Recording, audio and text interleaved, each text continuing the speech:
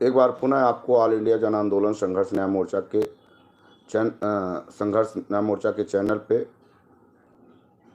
आपका हार्दिक स्वागत और अभिनंदन और वंदन है। आप जानते हैं कि देश में एक राष्ट्रव्यापी आंदोलन चल रहा है।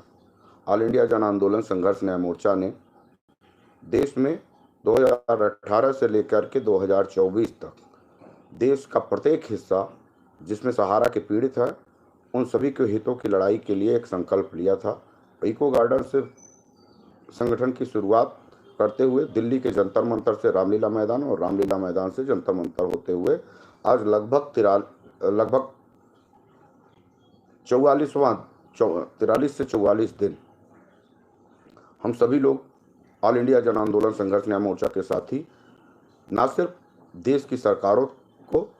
बल्कि तमाम उन व्यवस्थाओं को जो सहारा के पीड़ितों के विरुद्ध, एक तरह से कह लीजिए उन सभी लोगों को जो सहारा के भुगतान में बाधक बने हुए हैं, उन सभी के विरुद्ध एक जन आंदोलन कर रहा है।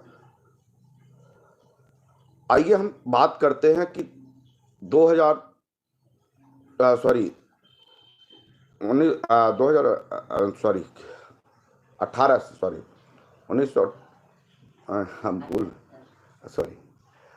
आज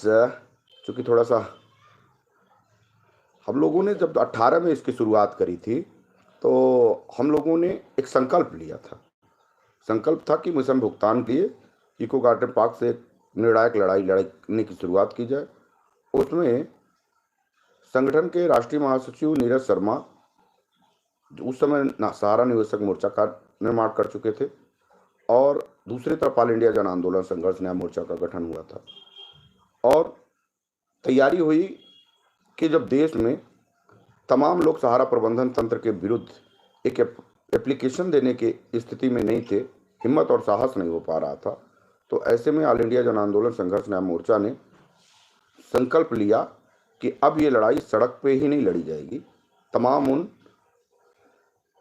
संबंधित थानों में भी लड़ी जाएगी जहां पे एक FIR दर्ज होने में लोगों को बड़ी दिक्कतों का सामना करना पड़ रहा है। और वो काफिला शुरू हुआ तो 3000 से ज़्यादा FIR तक जाके रुका।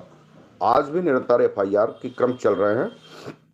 जो ऑल इंडिया जन आंदोलन संघर्ष न्याय मोर्चा के क्रांतिकारी साथी अपनी पूरी ताकत के साथ उसको लगा रहे हैं। और स्थिति ऐसी आई कि ऑल इंडिया जन आंदोलन संघर्ष न्याय मोर्चा के तमाम क्रांतिकारी साथियों को देखते ही सहारा प्रबंधन तंत्र के पसीने छूटने लगे और लोग अपने ऑफिसों को छोड़कर भागने लगे। यहाँ तक कि तमाम उन अधिकारियों ने अपने घरों से भी नाता तोड़ना शुरू कर दिया क्योंकि उनको लगने लगा था कि अब ऑल इंडिया जन आंदोलन संघर्ष न्याय मोर्चा के लोग इस आंदोलन को तेज धार दे रहे हैं, तो हो सकता है कि हमारी गिरफ्तारी हो जाए और हमको जीवन भर सलाखों के पीछे रहना पड़े। आंदोलन ने अपनी पूरी ताकत के साथ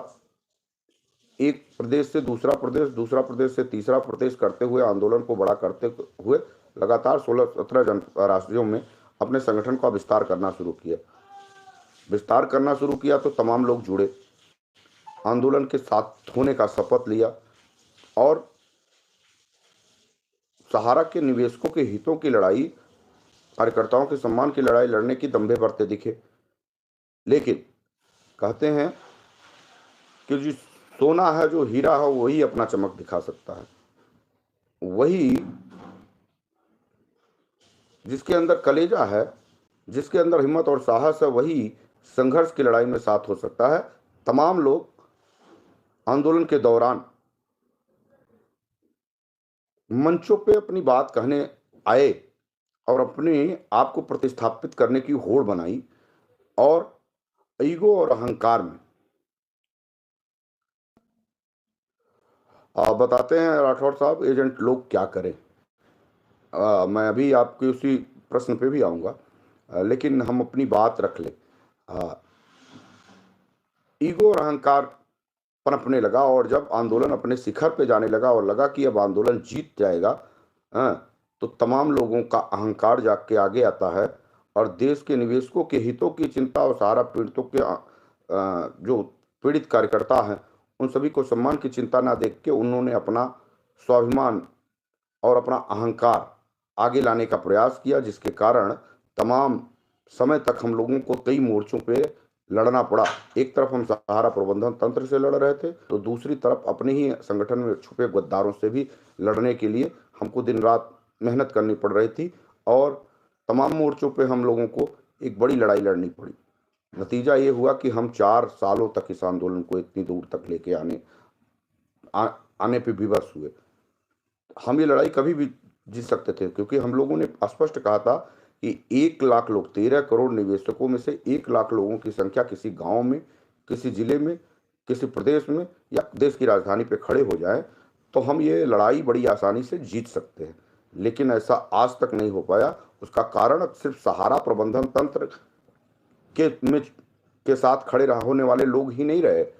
सरकार ही नहीं रही, उसके साथ उन लोग जो आंदोलन के साथ आए तो, लेकिन अपनी महत्वाकांक्षा में और अपने आप को प्रतिस्थापित करने में उन लोगों ने आंदोलन को कमजोर करने का पूरा प्रयास किया और दंभ भरते रहे। आंदोलन में तमाम तरह की कमियां बताते हुए और तमाम परिस्थितियों में आंदोलन को कमजोर करने की पूरी साजिश रची।